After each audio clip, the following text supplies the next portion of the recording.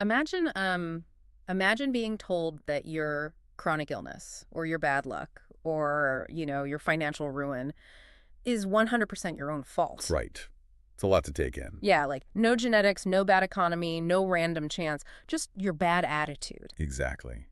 So, welcome to today's deep dive. We are sitting right here in the room with you to explore a really highly unique document. Our mission today is to unpack a translated text from 2010. It's called A Prayer for Those Suffering from Illnesses, and it was written by a spiritual philosopher named Su Feng. And, well, right off the bat, we should probably warn you, this is definitely not your standard gentle prayer for healing. No, not at all. It's a radical, completely uncompromising philosophy about exactly why we get sick and, how our entire reality is constructed. It really is. It blends these seemingly totally disparate spiritual traditions into this one single, incredibly intense worldview. Yeah. And the tone of it, it hits you right away. Because it's not a plea for mercy, it's a confession. A pretty brutal confession, Yeah. honestly. Oh, absolutely. The author describes themselves as having been muddle-headed. They say they knew absolutely nothing about Tao or virtue. Wow. Yeah, and just to give some context there, in Eastern philosophy, the Tao is basically the fundamental natural flow of the universe. Right, like the natural order of things. Exactly. And virtue isn't just about being, a nice person. It's about living in perfect alignment with that cosmic flow. So by admitting they knew nothing about it, they're basically saying, I've been swimming against the current of the entire universe my whole life. Yeah, that's exactly it. The realization they come to is that their years of sickness and all their hardship, it's entirely self-inflicted. Which is a huge paradigm shift. It is. You go from being the victim of an illness to being the architect of it. Okay, let's unpack this, because Yeah. we need to understand the diagnosis before we get to the cure, right? Thank- And the claims here about ultimate accountability are, well, they're incredibly stark. They really leave no room for doubt. Right. The author literally argues that life's ups and downs have, and I'm quoting the translation here, nothing to do with heaven and earth, God and Buddha, or society and others. Yeah. It's all just the direct result of your own wrong consciousness and your past karma. It is extreme. It's absolute accountability. The text uses these heavy traditional maxims to really anchor this point. Like what? Well, phrases like, reap what you have sown, and divine punishments, though slow, are always sure, with big meshes, yet letting nothing slip through. Wow. Letting nothing slip through. Right, there is zero room for coincidence here. It explicitly says that people who resent society or who think they're always right will inevitably suffer from illnesses and endure bad lives. Okay, I have to push back on this a bit. Because isn't this an incredibly harsh pill to swallow? Oh, it's brutal. Yeah, I mean, if someone is dealing with a severe chronic condition, telling them it's just because they have a bad outlook on life, it honestly borders on cruel. It does. It's like a spiritual version of a tech company telling you your phone isn't broken, you're just holding it wrong. It places 100% of the blame for physical disease on the sick person. Yeah, and as medical advice, that's obviously a very real trap. It can be profoundly alienating for someone who is suffering. But what's fascinating here is how the text actually frames this. How so? Well, it doesn't present this as a punishment from some cruel, angry deity who's judging you. It's framed as an impartial, mechanical law of the universe. Oh, interesting. So it's more like gravity. Like gravity doesn't hate you if you drop your phone, it just pulls it down. Exactly. The text actually states, minds are the most important of the three realms, and consciousness is the most important of all rules. Okay, wait, what are the three realms? Right, so in Buddhist cosmology, the three realms cover all of existence. The realm of desire, the realm of form, and the formless realm. Okay. So the author is basically saying that out of all of existence, your mind is the supreme governing force. So the environment just reflects the mind. Yes, the universe is basically a blank mirror. It just reflects your internal emotional state right back at you physically. So if the universe is a mirror, how does that actually work? Because the text doesn't just leave it as an abstract rule. It actually dives into the practical mechanisms, right? It uses all these natural metaphors to explain how the mind is an ecosystem. It does. It moves from this abstract rule to ecological reality. Yeah, the imagery is super poetic. Like, it says, fragrances attract butterflies to flowers, and consciousness flows freely when your heart is at peace. Right, which establishes that different environments naturally attract different things. Exactly. But then it maps specific human emotions to specific outcomes. Like, it says, anger and resentment equal disease. Yeah, and jealousy or greed equal an unsatisfactory life. Yeah.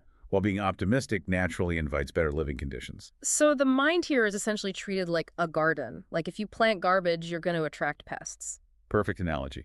And if you plant nectar, you attract butterflies. You literally can't be angry at the pests if you're the one leaving the trash out on the lawn. Right, and because it's an ecosystem, you can't just pluck one weed and expect everything to change. The text demands a complete emotional reset. A total overhaul. Yeah, the author claims they've actually achieved this. They say they now have a clear consciousness, a calm feeling, a stable mood. And what happens when they get that? Well, they say as a result, they have a premonition that miracles will happen. Mm. There's this deep psychological belief here that internal tranquility physically repels illness. Which, I mean, even if you don't buy the spiritual side, there's a medically observable thing happening there with stress and cortisol. Oh, absolutely. Chronic stress weakens the immune system. Calmness promotes healing. But this text elevates that from a piece of the puzzle to an absolute universal law. Right. But okay, that actually brings us to a massive paradox in the text. Here's where it gets really interesting. Okay, let's hear it. We just established that your consciousness creates your reality, and you control your own mental ecosystem, right? Right. And earlier, the text literally said this has nothing to do with God and Buddha. Yes, it did. So why does the author then spend the entire rest of the text desperately pleading with a higher power? Like, they beg this entity for a gentle breeze to dissolve their misfortune. How do you reconcile this extreme self-empowerment with this extreme submission? It is a striking shift. Yeah. And if we connect this to the bigger picture, the answer really lies in the specific entity they are praying to. Right, because it's not a standard God. No, it's addressed to the almighty ancestor of Buddha, the greatest creator. Which is quite a title. Ancestor of Buddha and greatest creator. That is mashing up a lot of theology. It's highly syncretic. It blends Eastern concepts of enlightenment with this Western concept of a singular creator. Right. They call this entity the source of life and the birthplace of wisdom. And the author begs to be just a servant. They say, even if only a blade of grass in your garden, I would be most happy. See, that's what trips me up. If I reduce myself to a blade of grass, aren't I just giving up my free will? How does that cure my ecosystem? Because the submission itself is the shift in consciousness. Wait, I'm not following. Well, think about what caused the sickness in the first place. Arrogance, resentment, the ego. Oh. Right. By willingly reducing yourself to a blade of grass, you are completely letting go of the ego. You can't be arrogant if you're just a tiny piece of grass. Wow. Okay, I see it now. You're removing the very resentment that supposedly made you sick. Exactly. The deity is the ultimate source of living water. The text says without it, the rivers dry up.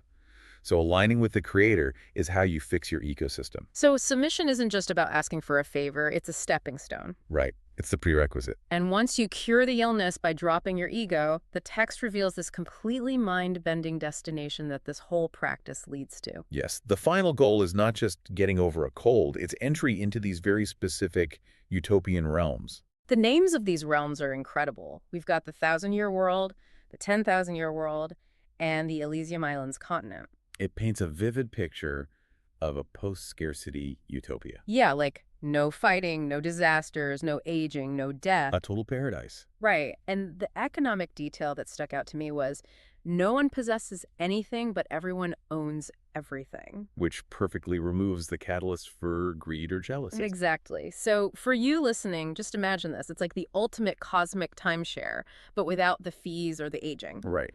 But I have to ask, and this feels like a practical concern, does focusing so heavily on this perfect, immortal Elysium Island future make it harder to deal with the messy reality of the present? That is always the danger with utopian thought. Yeah, like if you're constantly looking toward a world where you don't even have to worry about transportation or clothing, how do you stay grounded on a random Tuesday? Well, the author actually anticipates that. The text provides a really strong grounding mechanism right at the end. Oh, really? Yeah.